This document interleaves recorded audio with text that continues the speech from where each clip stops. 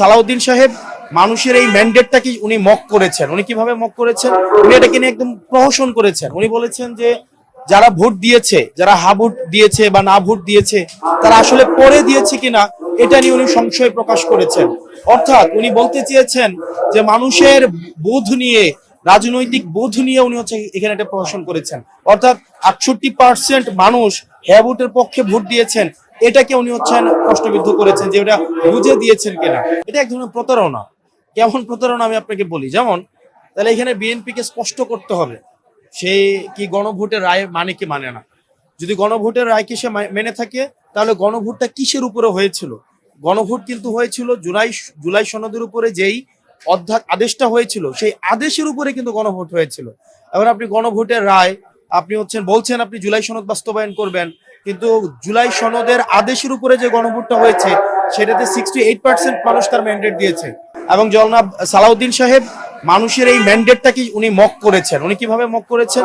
উনি এটাকে নিয়ে একদম প্রহসন করেছেন। উনি বলেছেন যে যারা ভোট দিয়েছে, যারা হা ভোট দিয়েছে বা না ভোট দিয়েছে, তারা আসলে পরে দিয়েছে কিনা এটা নিয়ে উনি সংশয় প্রকাশ করেছেন। অর্থাৎ উনি বলতে চেয়েছেন যে মানুষের বোধ নিয়ে, রাজনৈতিক বোধ নিয়ে উনি হচ্ছে এখানে একটা প্রহসন করেছেন। অর্থাৎ 68% মানুষ হ্যাঁ ভোটের পক্ষে ভোট দিয়েছেন, এটাকে উনি হচ্ছেন প্রশ্নবিদ্ধ করেছেন যে ওটা বুঝে দিয়েছেন কিনা। এই জায়গায় আমাদের কাছে মনে হয়েছে যে বিএনপি, আমরা দেখেছি গণভোটের পক্ষে জনাব তারেক জিয়া উনি প্রচারণা চালিয়েছেন হ্যাঁ ভোটের পক্ষে। তার মানে কি উনি আদেশের পক্ষে উনি হচ্ছে প্রচারণা চালিয়েছেন। এখন আদেশের পক্ষেও প্রচারণা চালাইলেন, গণভোটের পক্ষেও প্রচারণা চালালেন। এখন এসে আপনি বলছেন যে কনস্টিটিউশনকে, বিদ্যমান যেটা 72-এর সংবিধানকে আপনি হচ্ছেন রেখে দিয়ে সেটার আলোকে হচ্ছে আপনি হচ্ছেন রিফরমেশন প্রক্রিয়া আগাবেন, যেটা এক ধরনের হচ্ছে জাস্ট এটা হচ্ছে আপনার একটা ডুয়েল একটা স্টেট, এবং হচ্ছে এটা এক ধরনের দ্বিচারিতা। এবং পুরা নির্বাচনের গণভোট নিয়ে সেখানে একটা দ্বিচারিতা করা হয়েছে।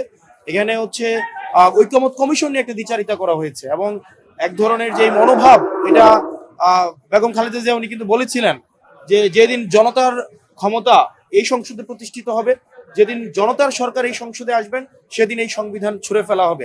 আজকে বিএনপির কার্যক্রমের মধ্য দিয়ে এটাই প্রমাণিত হয়েছে। বেগম খালেদা জিয়া যেমনটা বলেছিলেন যে জনতার সরকার যদি এসে এই সংবিধানকে ছুঁড়ে ফেলা হবে, কিন্তু আমরা দেখলাম যে এই সংবিধানের প্রতি যেই আন্তরিকতা, যেই ভালোবাসা, যেমন আমরা দেখেছি আওয়ামী লীগও বলতেন যে সংবিধানের বাইরে কোনো কিছুই হবে না, একই ধরনের ইকো আমরা দেখতে পাচ্ছি। এবং বেগম খালেদা জিয়া যেটা বলেছিলেন যে জনতার সরকার আসলে এই সংবিধানকে ছুঁড়ে ফেলা হবে, এটা আসলে ছুঁড়ে ফেলার এই কাজটা হয় নাই। তার মানে জনতার সরকার এসছে কিনা এই জিনিসটা এখন আপনারা প্রশ্ন করবেন না।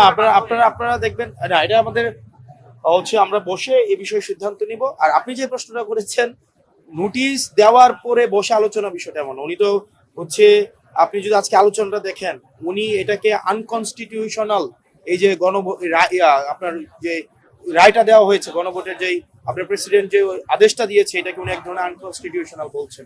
গণভোটকেও তার মানে আনকনস্টিটিউশনাল বলছেন। তার মানে হচ্ছে এটা হচ্ছে অর্ধেক মানলাম না, মানে নির্বাচনের গণভোটটা হচ্ছে আনকনস্টিটিউশনাল, কিন্তু সংসদীয় নির্বাচনটা আবার কনস্টিটিউশনাল। তো এই জায়গায় যে একটা ধরেন ডুয়েল অবস্থান, এটা আসলে স্পষ্ট না। তো সেই জায়গায় আমরা সামগ্রিকভাবে আমরা সবাই মিলে আমরা এই বিষয়ে সিদ্ধান্ত নিই। তখনকার যে পরিস্থিতি ছিল এখানে আমাদের স্টেট কম্প্রোমাইজ হয়ে যাচ্ছে। যে জায়গায় আপনি 8ই অগস্টের পরিস্থিতি আর বর্তমান পরিস্থিতি, দুইটা পরিস্থিতিকে যদি আপনি মানে জোরপূর্বক এক ধরনের আরোপিত এই দুইটার মধ্যে ভারসাম্য তৈরি করার চেষ্টা করেন, এটা এক ধরনের, আমি মনে করি এটা হচ্ছে পরিস্থিতির উপর আপনার এক ধরনের অন্যায্যতা। যেমন 8ই অগস্ট যে পরিস্থিতি ছিল, তখন আমাদেরকে স্টেট কম্প্রোমাইজের জায়গায় চলে যাচ্ছিল। আমার এখানে কোনো সরকার ছিল না, আমার এখানে ল অ্যান্ড অর্ডার সিচুয়েশন সেখানে ডিটোরিয়েট হচ্ছিল। তখন আমার একটা বডি দরকার ছিল, যেটা হচ্ছে আমার law and order situation restore করতে পারবে। আমার সার্বভৌমত্ব ঝুঁকিপূর্ণ ছিল। সেই জায়গা থেকে আমার একটা হচ্ছে উদ্ভূত পরিস্থিতিতে আমাকে সিদ্ধান্ত নিতে হয়েছিল। তার পরিবর্তে ওই সময়ের পরে একটা ঐকমত্য কমিশন গঠিত হয়েছে, সেখানে সকল রাজনৈতিক দলের একটা অংশগ্রহণ সেখানে নিশ্চিত হয়েছে।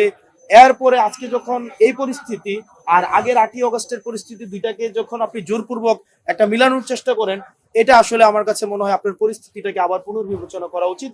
তাইলেই হচ্ছে এই জিনিসটাকে আপনি হচ্ছে বিবেচনা করতে পারবেন। ধন্যবাদ আপনাদেরকে। আসসালামু আলাইকুম।